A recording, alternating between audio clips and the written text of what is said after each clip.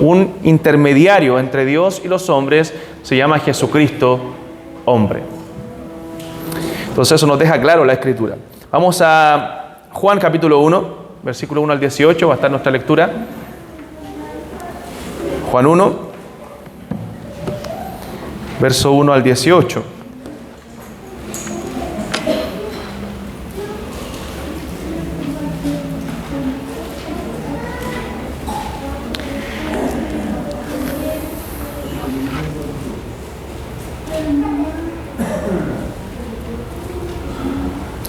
Dice la palabra del Señor: en el principio era el Verbo, y el Verbo era con Dios, y el Verbo era Dios. Este era en el principio con Dios.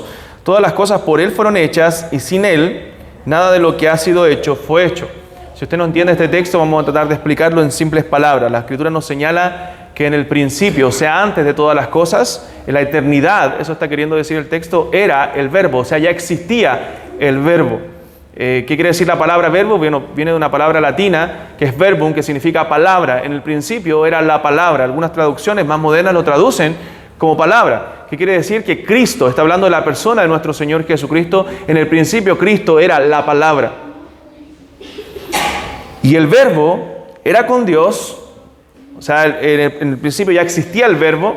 Y el verbo estaba con Dios o era con Dios. O sea, diferencia ahí las personas de Dios.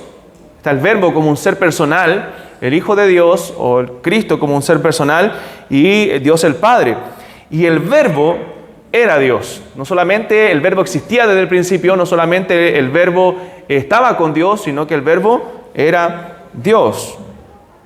Este era en el principio con Dios. Todas las cosas por Él fueron hechas, por el Verbo de Dios, por la palabra de Dios, fueron hechas, y sin Él nada de lo que ha sido hecho fue hecho. O sea, cuando Dios hablaba, cuando Dios decía sea la luz, y era la luz, era Cristo. Cristo era el Verbo eterno de Dios, la palabra eterna de Dios, el eterno Hijo de Dios, el eterno Verbo de Dios, creando todas las cosas. Por eso dice más adelante que ese Verbo, esa palabra de Dios, se hizo carne, se hizo hombre y habitó entre nosotros. En Él estaba la vida, y la vida era la luz de los hombres. La luz en las tinieblas resplandece, y las tinieblas no prevalecieron contra ella. Hubo un hombre enviado de Dios, el cual se llamaba Juan.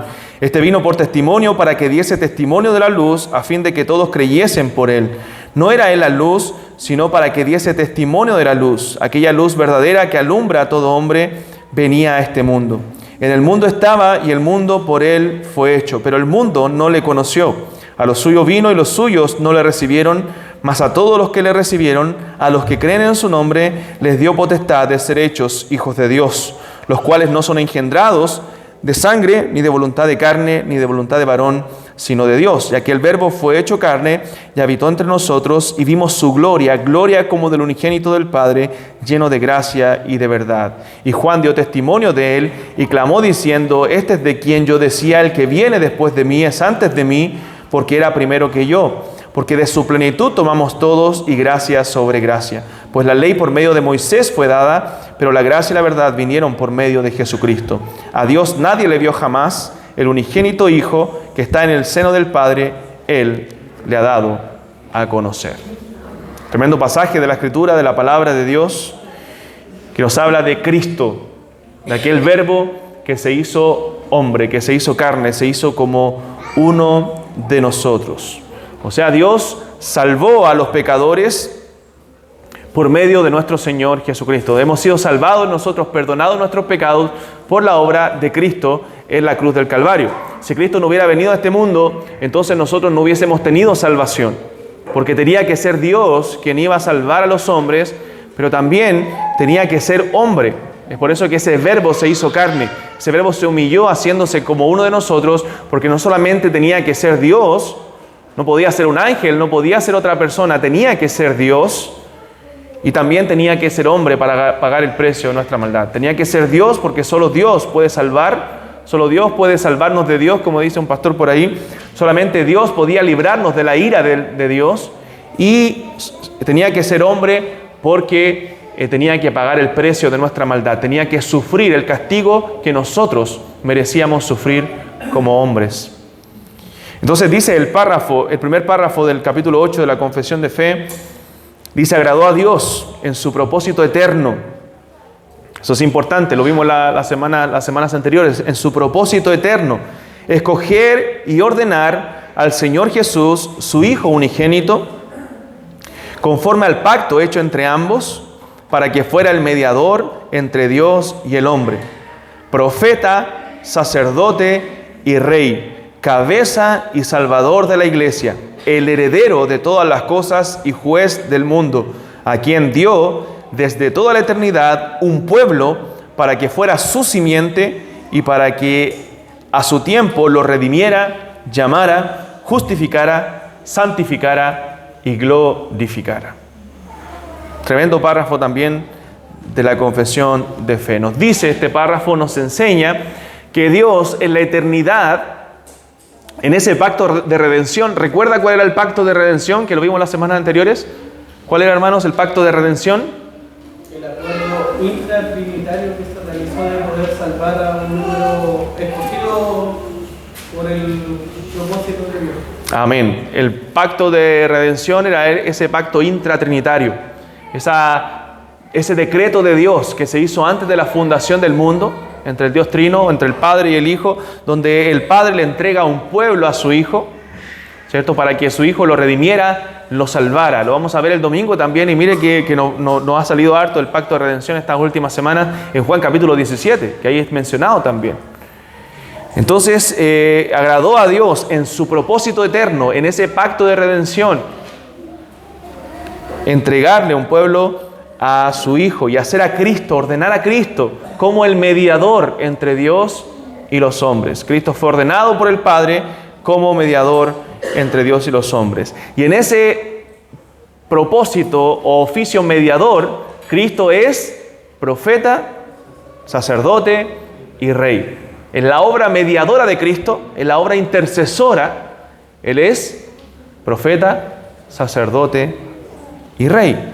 Entonces el Padre ordenó a Cristo en la eternidad, en ese pacto eterno, y designa a Cristo como este mediador, como dice la Escritura, del nuevo pacto, como mediador entre Dios y los hombres. Y como leímos nosotros la otra vez en Lucas capítulo 22, donde dice que Cristo le dice a sus discípulos: yo pues os asigno un reino, como mi Padre me lo asignó a mí. Y lo que está diciendo ahí que esa palabra asignar se puede traducir también como pactar, que Dios, yo les pacto un reino, dice Cristo, así como mi Padre, como Dios el Padre me lo pactó a mí, dice Cristo. O sea, habla de ese acuerdo intratrinitario, ese pacto de redención que hubo en la eternidad para salvar a los pecadores. Entonces, en ese pacto, Dios designó a Cristo como el mediador entre Dios y los hombres y le dio ese oficio de profeta, rey y sacerdote. Entonces, Juan comienza en el capítulo 1 a hablar desde la eternidad. Juan, a diferencia de los otros evangelistas que hablan del nacimiento de Cristo, del nacimiento virginal de Cristo, Juan comienza desde la eternidad y comienza a decir: en el principio ya existía el Verbo. En el principio Cristo ya estaba, Él es preexistente. ¿Por qué? Porque Cristo es el Dios eterno. Cristo no tiene principio ni fin. Y Juan dice ese Dios eterno que estaba en el principio, que se diferencia de Dios el Padre porque estaba con Dios y era Dios, ese Verbo fue hecho carne. Ese Verbo fue hecho como uno de nosotros. Ese Verbo adoptó una segunda naturaleza. Ya era verdaderamente Dios, verdaderamente divino, pero adopta una segunda naturaleza que es la naturaleza humana para ser nuestro Redentor, para ser nuestro mediador entre Dios y los hombres. Por eso la Biblia le llama ahí Jesucristo hombre. Él adopta esa segunda naturaleza humana para hacer su oficio mediador, su oficio de profeta, rey, sacerdote y rey. Entonces Juan comienza desde la eternidad a hablar de Cristo, de este Dios eterno, porque cuando nosotros hablamos de este tema, nosotros tenemos que ir al inicio o tenemos que ir a la eternidad pasada, como se llama también, porque Efesios también 1 nos dice que bendito sea el Dios y Padre, nuestro Señor Jesucristo, que nos escogió, dice, desde antes de la fundación del mundo, nos escogió en Él, en Cristo, antes de la fundación del mundo, para que fuésemos santos y sin mancha delante de Él. O sea, en ese pacto de redención, en ese decreto soberano de Dios, Él escogió a un pueblo incontable de personas de toda tribu, lengua y nación, para dársela a su Hijo Jesucristo y que Él viniera a redimir a ese pueblo, viniera a salvarlo y ejerciera ese oficio mediador entre Dios y los hombres. Entonces eso es lo que nos está hablando la confesión de fe, y es una doctrina muy importante para nosotros. Cristo fue designado por el Padre, ordenado por el Padre como mediador entre Dios y los hombres. Y como decía la hermana, mediador es aquel que actúa entre dos partes, es alguien que hace un bien para conciliar, ¿cierto? O para reconciliar, para que no se dé hostilidad. Entonces hay un acuerdo, un pacto entre las partes hecha por este mediador. Entonces, en el sentido bíblico, el mediador es aquella persona que interviene entre Dios y el hombre con el fin de comunicar la mente de Dios al hombre y con el fin de representar al hombre a Dios abogando por su causa. Eso es lo que es un mediador, de acuerdo a la Escritura. Es aquel que intercede entre Dios y el hombre para comunicar al hombre la mente de Dios, el propósito de Dios, el deseo de Dios, y así poder presentarse el hombre ante Dios teniendo este abogado. Por eso dice la Escritura también en Primera de Juan, que abogado tenemos para con el Padre, a Jesucristo el justo. Él es nuestro abogado delante de Dios. Dice Hebreos, capítulo 8, versículo 6. Hebreos capítulo 8, verso 6.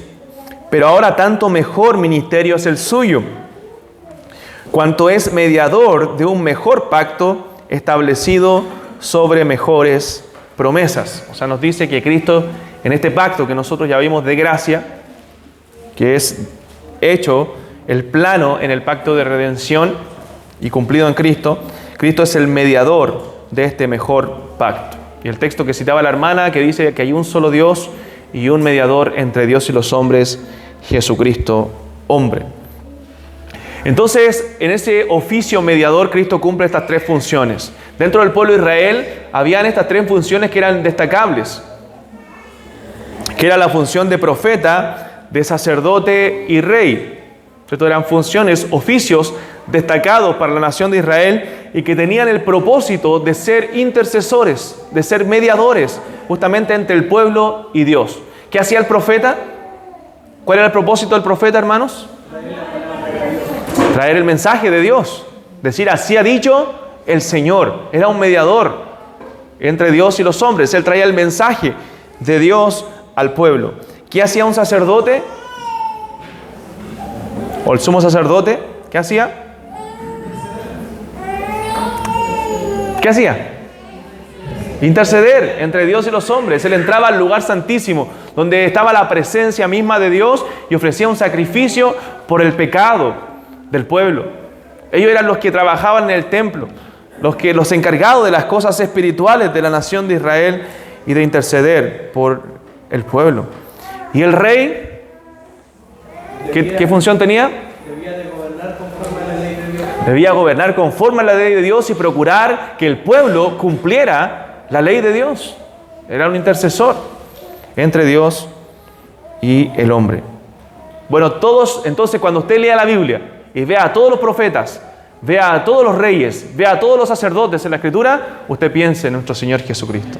Porque todo eso apuntaba al gran profeta, al gran rey y al gran sacerdote que había de venir. Nuestro Señor Jesucristo. Entonces, ¿por qué Cristo es el profeta? ¿Por qué Él sigue siendo nuestro profeta hoy día? Porque no solamente durante su ministerio, sino que Él sigue siendo nuestro profeta, porque Él anuncia el mensaje de Dios. Recuerde que cuando Él viene a este mundo, Él dice, yo vengo a anunciar un mensaje que no es de este mundo, un mensaje que viene del cielo, un mensaje que viene de Dios, que el Padre me dio para comunicarlo, para entregarlo. O sea, Él venía con un mensaje divino, Él venía como un profeta, como el profeta que había de venir, como el gran profeta que había de venir un día. No era uno como Moisés, no era uno como los Jeremías, como Elías, sino que era uno mayor a ellos, que traía un mensaje del cielo. Todos los profetas del Antiguo Testamento apuntaban a nuestro Señor Jesucristo. Todos ellos eran imperfectos y apuntaban al profeta que había de venir. Ahora, el mensaje que traía el profeta, nuestro Señor Jesucristo en este caso, tenía que ver con Él mismo. Él es el profeta y Él es el mensaje. Es el mensajero y es el mensaje mismo. El contenido de su mensaje, el contenido de su predicación tenía que ver con Él. Ninguno viene al Padre sino por mí. Por mí. El que cree en mí De su interior correrán ríos de agua viva. El que cree en mí tiene vida eterna. Ese era el mensaje de nuestro Señor Jesucristo. Por lo tanto, es el profeta por excelencia, pero también es el mensaje. Es el centro del mensaje profético. ¿Sigue siendo nuestro profeta nuestro Señor Jesucristo? Por supuesto, Él sigue comunicándonos el mensaje de su palabra. Sigue hablándonos a través de su palabra hoy día. Él sigue siendo nuestro profeta. Entonces, en este oficio mediador, Cristo es profeta. También es sacerdote. Cristo también es sacerdote. El sacerdote tenía la labor de interceder, mediar entre el pueblo y Dios, entrando, como decíamos, al lugar santísimo para sacrificar animales y así poder obtener el pueblo el perdón de pecados. Por favor, hermano, si puedes buscar Hechos capítulo 3, verso 22. Y hermano Osvaldo, por favor, Hebreos 9, 11 y 12. Hebreos 9, 11 y 12. Entonces, este sacerdote sacrificaba un cordero por los pecados de inocencia del pueblo. Eso nos dice Hebreos. Pero eran sacrificios imperfectos que no podían lograr lo que Cristo pudo lograr. Cada año tenía que entrar este sacerdote para ofrecer sacrificio. Pero Cristo entró, dice la Biblia, una vez y para siempre, para ofrecer el sacrificio por todos nuestros pecados. Pero leamos un texto que tiene que ver con el profeta en Hechos capítulo 3, verso 22. Amén. Porque Moisés dijo a tus padres: el Señor vuestro Dios os levantará profeta de entre vuestros hermanos como a mí. A él oiréis en todas las cosas que os hable. Amén. O sea, está anunciando ahí Pedro en su mensaje que el Señor levantaría profeta de entre vosotros. ¿Quién era ese profeta? Elías, Jeremías, no, era Cristo. Cristo el profeta profetizado en el Antiguo Testamento. Hebreos capítulo 9, versos 11 y 12. Pero estando ya presente Cristo, sumo sacerdote de los bienes venideros, por el más amplio y más perfecto tabernáculo, no hecho de manos, es decir, no de esta creación, y no por sangre de macho cabríos ni de becerros, sino por su propia sangre, entró una vez para siempre en el lugar santísimo, habiendo obtenido eterna redención. Amén. Cristo entró en el lugar santísimo, donde entraba el sumo sacerdote, y logró ahí eterna redención, eterna salvación. Note, no algo temporal, no algo como los que hacían los sacerdotes, que tenían que volver a entrar una vez al año, sino Cristo lo hizo una vez y para siempre.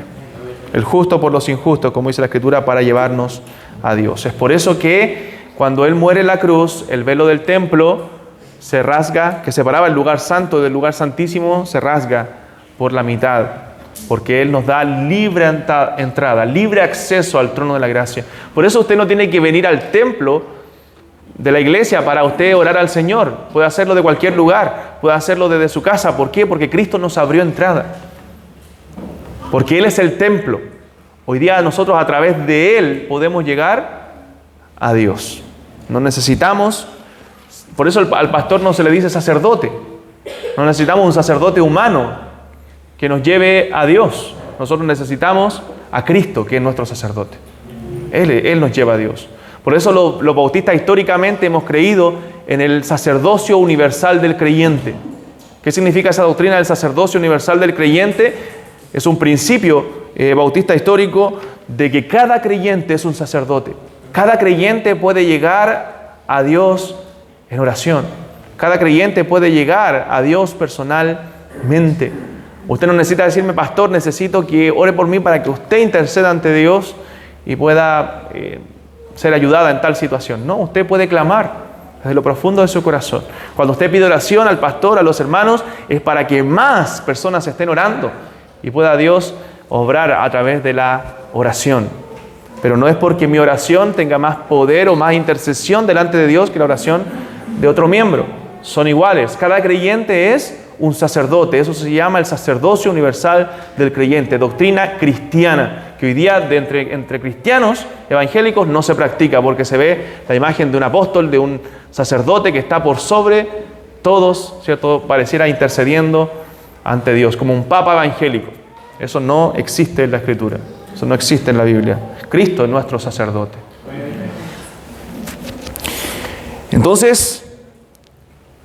Cristo intercede ante Dios por nosotros y dice Hebreos 10, versículo 11.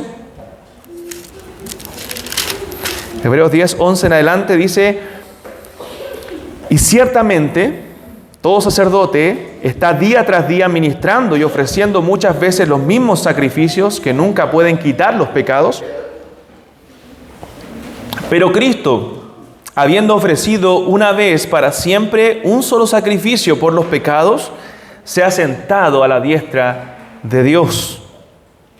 De ahí en adelante, esperando hasta que sus enemigos sean puestos por estrado de sus pies, porque con una sola ofrenda, que dice, hizo perfectos para siempre a los santificados. Y nos da esto seguridad de salvación, ¿o no? Hizo perfectos para siempre con una sola ofrenda a los santificados. Y nos atestigua lo mismo el Espíritu Santo, porque después de haber dicho, este es el pacto que haré con ellos, después de aquellos días, dice el Señor, pondré mis leyes en sus corazones y en sus mentes las escribiré. Añade, y nunca más me acordaré de sus pecados y transgresiones. Pues donde hay remisión de estos, no hay más ofrenda por el pecado. Así que, hermanos, teniendo libertad para entrar en el lugar santísimo, tenemos libertad ahora, por la sangre de Jesucristo, por el camino nuevo y vivo que Él nos abrió a través del velo, esto es, de su sangre, y teniendo un gran sacerdote sobre la casa de Dios, acerquémonos con corazón sincero, en plena certidumbre de fe, purificados los corazones de mala conciencia y lavados los cuerpos con agua pura, mantengamos firme sin fluctuar la profesión de nuestra esperanza, porque fiel es el que lo prometió, y considerémonos unos a otros para estimularnos al amor y a las buenas obras, no dejando de congregarnos como algunos tienen por costumbre, sino exhortándonos, y tanto más cuanto veis que aquel día se acerca. Entonces, lo que hace la Escritura en el libro de Hebreos es mostrarnos el camino que Cristo nos abrió al lugar santísimo, y a través de esa demostración de que ya tenemos acceso libre al trono de la gracia, nosotros acercarnos y mantenernos firmes sin fluctuar en esta profesión que hemos hecho un día de fe. Entonces debemos seguir firmes en el Señor, porque Cristo nos ha abierto entrada al lugar santísimo. Nosotros podemos llegar a Dios por medio de nuestro Señor Jesucristo. Entonces Cristo es profeta, Cristo es sacerdote y Cristo es Rey. Si alguien puede leer el Salmo 2, versículos 6 al 8. Salmo 2, versos 6 al 8. Amén. Amén. Pero yo estoy mi rey sobre Sion, mi santo monte. Yo publicaré el decreto, Jehová me ha dicho, mi hijo eres tú, no te engendré hoy. Pídeme y te daré por herencia de las naciones y como posesión tuya los confines de la tierra. Amén. Bueno, este salmo nos señala que Cristo es Rey y que el Padre le da a Cristo todas las naciones por herencia. Pídeme y te daré por herencia a las naciones y como posesión tuya los confines de la tierra. También nos señala el libro de Apocalipsis que Cristo es Rey de reyes y Señor de señores. Entonces estos tres oficios, hermanos, tenían la labor de interceder entre Dios y el hombre. Estos oficios debían interceder, y Cristo ahora cumple esos oficios. Cristo es el gran profeta, Cristo es el gran sumo sacerdote, Cristo es el gran Rey que vino a abrirnos lugar, la presencia misma de Dios. Entonces, hermanos, ya no necesitamos un rey terrenal, no necesitamos un sacerdote, no necesitamos un profeta que nos lleve delante de Dios. Necesitamos a nuestro gran profeta, a nuestro gran sumo sacerdote y a nuestro gran Rey, que es nuestro Señor Jesucristo. Entonces, Cristo también nos dice en la confesión que es cabeza y salvador de la iglesia. Cristo es cabeza y salvador de la iglesia. Y esto ataca, recuerden el contexto de la confesión, 1689, es un ataque directo a la Iglesia Católica Romana, que decía que la cabeza de la iglesia, ¿quién es? El Papa. El Papa es la cabeza de la iglesia. La confesión señala, atacando esta doctrina herética católica romana, y dice, no, el Papa no es la cabeza de la iglesia, Cristo es cabeza de la iglesia. No hay otra cabeza que no sea nuestro Señor Jesucristo. Él es cabeza y salvador. Miren lo que dice Efesios capítulo 1.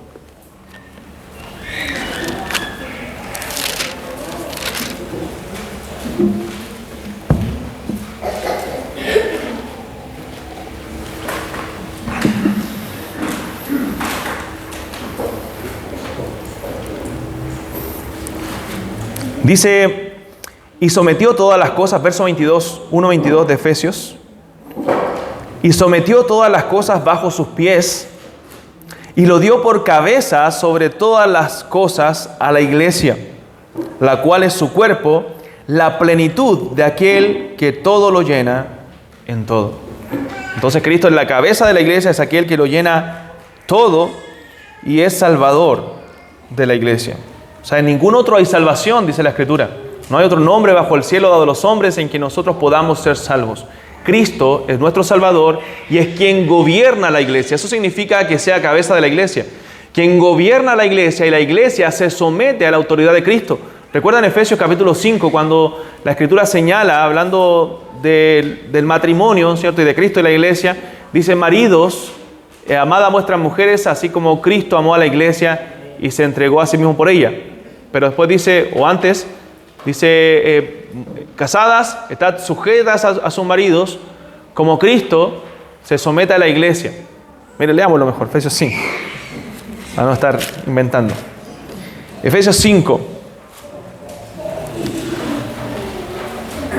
Ahí está, verso 22. Este es el versículo que quería. Dice, las casadas estén sujetas a sus propios maridos como al Señor. Porque el marido, ¿qué dice? Es cabeza de la mujer, así como Cristo es cabeza de la iglesia, la cual es su cuerpo y Él es su Salvador. O sea, es cabeza y Salvador de la iglesia. Eso dice la Escritura. O sea, Cristo es quien gobierna a la iglesia se debe someter a los preceptos de Cristo a través de su palabra. Él nos da los preceptos a través de su palabra. También Él es heredero de todas las cosas y juez del mundo. Eso nos dice la confesión. Él un día juzgará al mundo como rey con vara de hierro, ¿cierto? Y es el heredero también de todas las cosas. El Señor le dijo, pídeme y te daré por herencia a las naciones y como posesión tuya los confines de la tierra.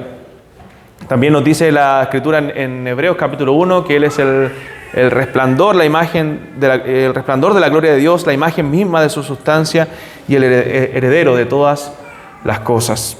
Entonces eso nos deja claro las Escrituras. También dice la confesión que Cristo se dio por un pueblo para que fuese su simiente. O sea, Cristo se dio por un pueblo para que fuese su simiente. Recuerden que Cristo vino a morir en la cruz por los que el Padre le dio. Eso dice Juan capítulo 17. Todos los que el Padre, para que dé vida eterna, dice, recuerden el pasaje de la predicación pasada, para que dé vida eterna a todos los que me diste. O sea, Cristo vino a dar vida eterna a todo ese pueblo que el Padre le entregó. Y ese pueblo iba a ser su simiente. Ese pueblo iba a ser su nación santa, que iba a anunciar las virtudes de aquel que nos llamó de las tinieblas a su luz. Entonces, Cristo se dio por este pueblo para que fuese su simiente. Nosotros somos la simiente de Cristo, somos la descendencia de Cristo, somos el pueblo de Dios. En el antiguo pacto lo era Israel, y luego ese pueblo se expande a la iglesia, a tanto judíos como gentiles. Y se dio por este pueblo para redimirlo, para llamarlo, como dice la confesión, para justificarlo, para santificarlo y glorificarlo. O sea, toda la obra perfecta que Cristo hizo a nuestro favor en la salvación. Él nos redimió, tiene que ver con la libertad que Él produjo del pecado en nosotros. Antes estábamos esclavos al pecado, pero fuimos redimidos por Cristo, fuimos libertados de esa esclavitud en la cual nos encontrábamos. Eso ocurre en el momento de la regeneración. En ese acto de la salvación, cuando nosotros creemos en Cristo, ocurre una serie de cosas tremendas que la Escritura las detalla, pero no podemos entenderlas todas en su totalidad, en su cabalidad. Entonces la Escritura nos señala que Cristo nos redime, que Cristo nos regenera, nos hace nacer de nuevo. O sea, nosotros en un principio no podíamos entender las cosas que son del Espíritu de Dios, para nosotros era locura, pero Dios abre nuestro corazón, nos da el Espíritu Santo, nos ilumina con el Evangelio para que nosotros podamos entender las cosas espirituales. Y en ese momento Él también nos habilita para nosotros poder creer por la fe. Tanto la regeneración como el llamado ocurren en ese instante, ese llamamiento eficaz. Y nosotros entonces podemos estar habilitados. Antes que no podíamos entender las cosas que son espirituales, para nosotros eran locura, dejan de ser locura, entendemos con el corazón el Evangelio y entonces acudimos voluntariamente por la fe a nuestro Señor Jesucristo. Entendemos que solo en Él hay salvación y que si no acudimos a Él, no nos arrepentimos, no creemos, entonces no podemos tener salvación. Entonces en ese momento nosotros acudimos a Cristo por la fe y somos justificados. Ocurre ese acto judicial en el cielo donde Dios nos declara justos cuando éramos culpables, pero no en nuestras obras, sino en la obra perfecta de nuestro Señor Jesucristo. Y en ese mismo momento el Señor nos santifica, nos aparta para Él. Antes estábamos en el mundo, ahora Él nos ha apartado para vivir para su gloria. Y esa santificación comienza ahí, es de manera inicial en la salvación, pero permanece progresivamente hasta el día de Jesucristo. Como dice la Escritura, que el que comenzó la buena obra en nosotros, la perfeccionará hasta el día de Jesucristo. Y hasta el día de ese día de Jesucristo será la glorificación. Esto será el momento en que seremos transformados, será el momento en que ya no lucharemos más con el pecado, que nuestro cuerpo corruptible, como dice la Biblia, se va a vestir de incorrupción, nuestro cuerpo mortal se va a vestir de inmortalidad. O sea, seremos transformados completamente a la imagen de nuestro Salvador. Ya no tendremos más luchas con nosotros mismos, con nuestro propio pecado. Miren lo que dice 1 Corintios capítulo 1.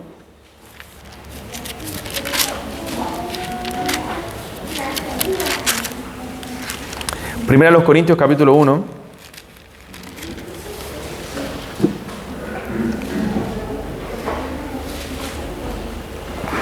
Versículo 28.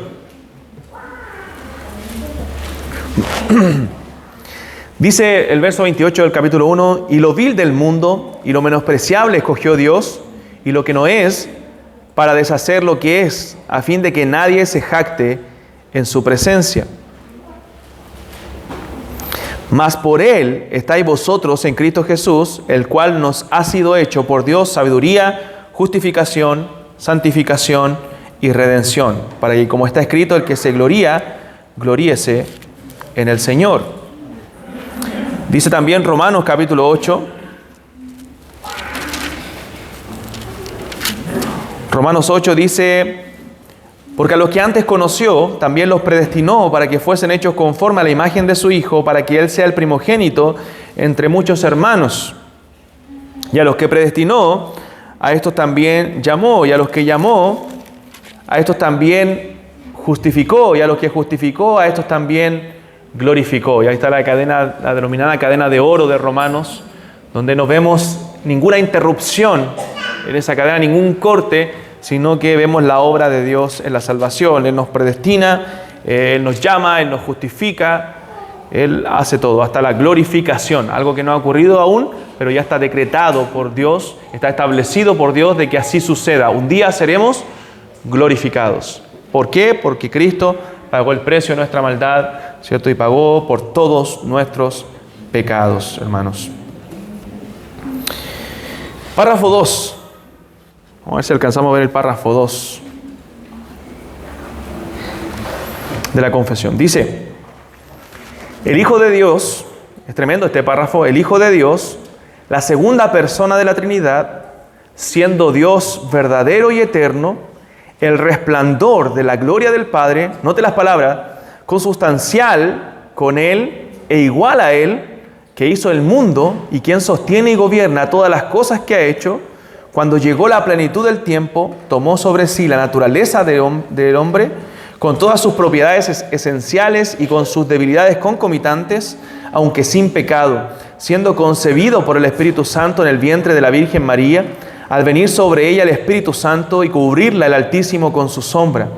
Así fue hecho de una mujer de la tribu de Judá, de la simiente de Abraham y David, según las Escrituras, de manera que dos naturalezas completas, perfectas y distintas, se unieron inseparablemente en una persona, pero sin conversión, composición o confusión alguna. Esta persona es verdaderamente Dios y verdaderamente hombre, aunque un solo Cristo, el único mediador entre Dios y los hombres.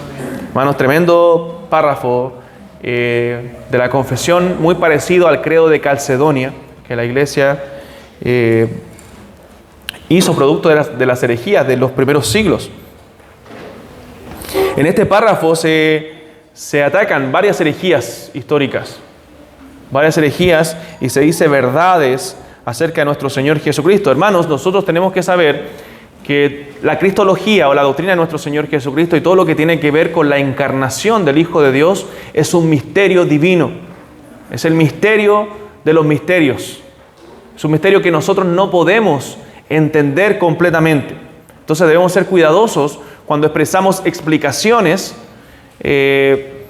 o ciertas palabras que nosotros decimos acerca de Cristo, porque puede ser equivocado. Recuerdan que la semana pasada o antes pasada yo dije que algunos dicen, no, es que la naturaleza humana de Cristo murió en la cruz. Hay que tener cuidado con esas expresiones porque pueden ser heréticas, podemos estar errados, equivocados cuando mencionamos ciertas cosas. Porque Cristo era una sola persona, yo no puedo separar las naturalezas de Cristo. Cristo era una persona, no era un Dios y era un hombre. Él era Dios hombre. Por lo tanto, esa persona murió en la cruz, la persona de Cristo, que es Dios hombre. Entonces, debo tener cuidado con la separación de la naturaleza porque puedo caer en una herejía. Puedo caer en una herejía.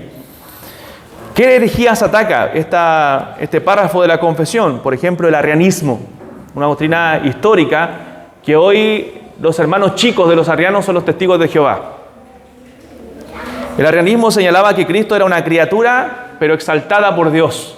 Que Dios, el Padre, la exaltó a esa criatura, pero es creado por Dios. Y señalan los arrianos también que el Espíritu Santo era una fuerza impersonal de Dios y no una persona, no un ser personal.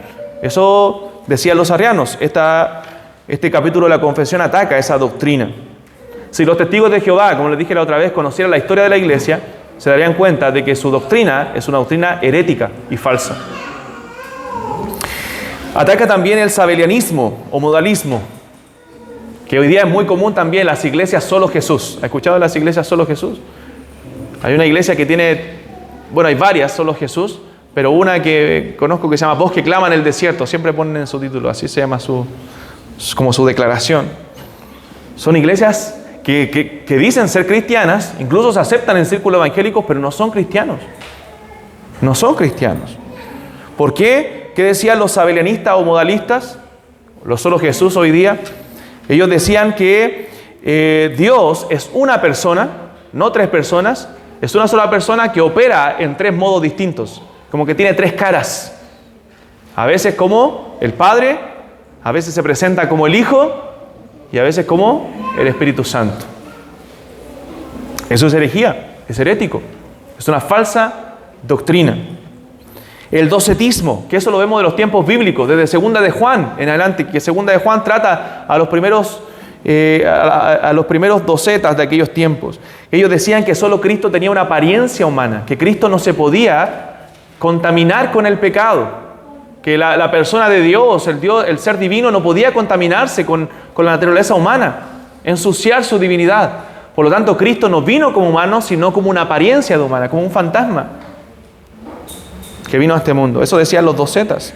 Pero ¿qué dice Segunda de Juan? Que ataca tajantemente eso. Si alguno dice que Jesucristo no ha venido en carne, este es el engañador y el anticristo. Así de tajante Juan. Si alguno dice esa falsa doctrina, es un anticristo. Entonces, hermanos, la doctrina de Dios, la doctrina de Cristo son doctrinas que históricamente han sido atacadas y debemos nosotros defenderla con nuestra vida. Con nuestra vida. Y tener cuidado con cómo nos expresamos en ciertos términos porque podemos estar cayendo en herejía. El nestorianismo, que hoy día está de moda, estas declaraciones nestorianas. Ellos prácticamente lo que hacían era separar las naturalezas de Cristo y decir que hay dos personas prácticamente dentro de la persona de Cristo. Eso es nestorianismo. Entonces, por eso al yo decir, por ejemplo, no sería acertado decir que Cristo es 100% Dios y 100% hombre. ¿Por qué no sería acertado decir que Cristo es 100% Dios y 100% hombre? Las declaraciones, los credos antiguos no lo declararon así, porque podríamos estar separando la naturaleza. Estamos diciendo que Cristo es 100% Dios, o sea, hay una persona, y 100% hombre, como si fueran dos personas distintas. No, Cristo los credos lo señalaron así: Cristo es verdaderamente Dios y Cristo es verdaderamente hombre. Él es Dios, hombre. Entonces, debemos tener cuidado con ciertas declaraciones. El apolinarismo es otra herejía. Ellos decían que Cristo tenía un envase humano, pero su alma no era humana, sino divina. O sea que solo lo humano era la cáscara. ¿Me entienden? Era solamente el cuerpo, pero lo que había dentro era divino. No, hermanos, Cristo era verdaderamente Dios y verdaderamente hombre. Él tenía un alma como la nuestra. Entonces, el apolinarismo es una herejía. El monofisismo, también conocido como eutiquianismo, decía que Cristo tenía una naturaleza mezclada. O sea que la divina y la humana se mezclaron como esos dioses griegos mitológicos que son mitad Dios y mitad hombre. Así era Cristo también. Eso es una herejía. Cristo es verdadero Dios, verdadero hombre. Habían dos naturalezas en una sola persona. Cuando nosotros pensamos en nosotros, yo como ser humano tengo una sola naturaleza, la naturaleza humana. Pero en la persona de Cristo habían dos naturalezas. Eso es un misterio para nosotros, porque no hay nada que pueda ejemplificar eso. Es como cuando hablamos de la Trinidad. ¿Recuerdan al principio? No hay nada, ningún ejemplo que nosotros podamos poner para ejemplificar la Trinidad. Todos los que dicen que el huevo, el trébol y todo eso es modalismo, es herejía. No puede ser ni como el huevo, ni como el trébol, ni como nada de eso. Porque no hay nada creado que pueda mostrarnos al Dios Trino. Entonces también la doble naturaleza de Cristo, las dos naturalezas de Cristo no se pueden explicar para nosotros. Cristo era Dios, es Dios hombre y será eternamente Dios hombre, desde que adoptó la naturaleza humana. Y el evionismo, que decía que Cristo es solo un hombre enviado por Dios.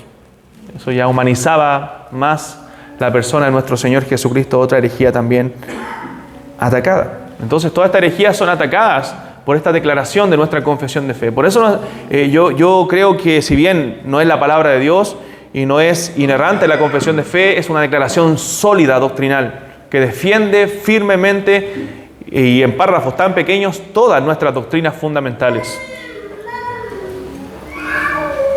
Entonces por eso que resume todo lo que nosotros creemos como creyentes.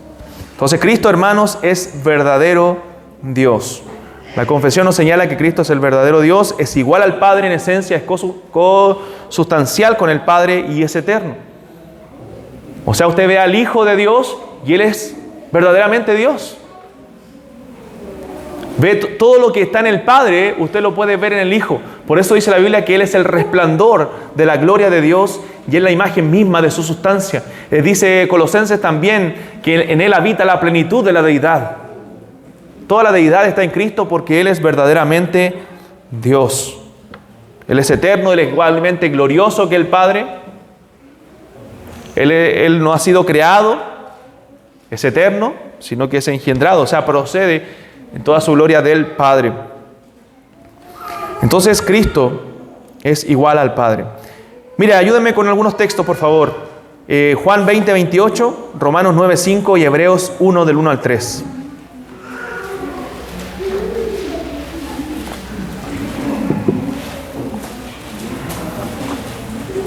Amén. Amén. Juan capítulo 20, versículo 28. Entonces Tomás respondió y le dijo: Señor mío y Dios mío. Amén. Tomás ve al Cristo resucitado y al quedar impresionado, atónito por ver al Señor, le dice: Señor mío y Dios mío. Romanos 9, 5. Amén. Amén. El primero que dijo amén, no sé qué. ¿De quiénes son los patriarcas y de los cuales según la carne vino Cristo, el cual es Dios sobre todas las cosas, por los siglos de los siglos? Amén. Amén. Cristo, el cual es Dios sobre todas las cosas. Hebreos 1 del 1 al 3 y alguien Tito 2:13. Colomba, Hebreos 1 del 1 al 3.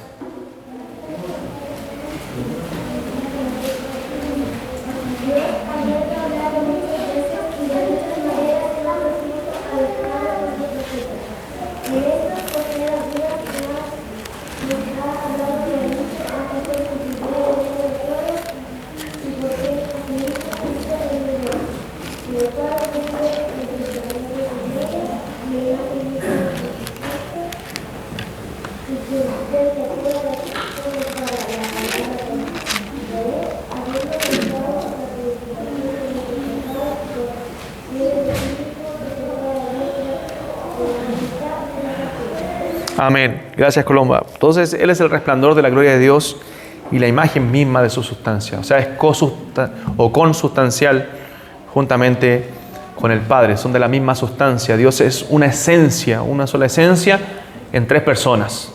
Padre, Hijo y Espíritu Santo. Pero es un solo ser. Cuando hablamos de Dios, hablamos de tres dioses. No hablamos de un solo verdadero y gran y soberano Dios. Bien, Tito 2:13. Amén. ¿Quién dijo amén?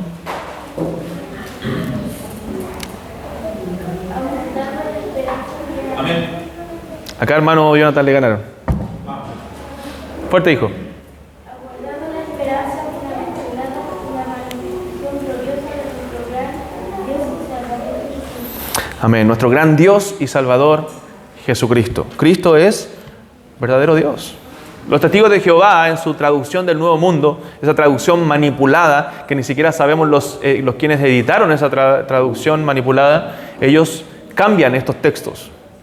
Cambian estos textos para decir que Cristo no es Dios. Pero hay algunos, aún a pesar de su traducción, que siguen diciendo, siguen dando a entender que Jesucristo es Dios. Pero si usted visita el griego, se evidencia inmediatamente que ellos manipularon su versión. O sea, casi la única traducción que uno no recomienda de la Biblia es la traducción de los testigos de Jehová, la traducción del Nuevo Mundo. Entonces, Cristo, hermanos, es verdadero Dios y Cristo también es verdadero hombre. Nosotros vemos también su naturaleza divina en la Biblia. Vemos su naturaleza divina al momento de perdonar pecados. Cristo dijo que Él tenía el poder para perdonar pecados, para levantar los muertos, para hacer los tremendos milagros que nosotros vemos, para calmar el mar y el viento que le obedecían, resucitar muertos. Pero también vemos en la Escritura que es verdadero hombre. Él se encarnó. Este verbo se hizo carne, se humilló, haciéndose como uno de nosotros. Eso dice la Biblia. Se humilló tomando forma de siervo, hecho semejante a los hombres. Y estando en la condición de hombre, dice Filipenses 2, se humilló hasta la muerte y muerte de cruz. Esto es el misterio de misterios. Cristo encarnado, velando su gloria para encarnarse y morir, hermanos, por nosotros. Eso es tremendo. Eso es tremendo, pensar en la obra de Cristo por nosotros. Él es verdaderamente hombre. Él tenía un alma, una mente humana. Él creció y se fortaleció. Dice, creció en estatura y en gracia.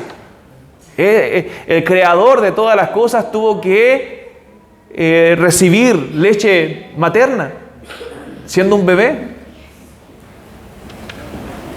Todo eso lo hizo por amor a nosotros, para vivir una vida perfecta por nosotros. Siendo creador de todas las cosas. El que creó todo fue amamantado por el cuerpo que Él creó. Increíble, hermanos. Es un misterio. Es un misterio.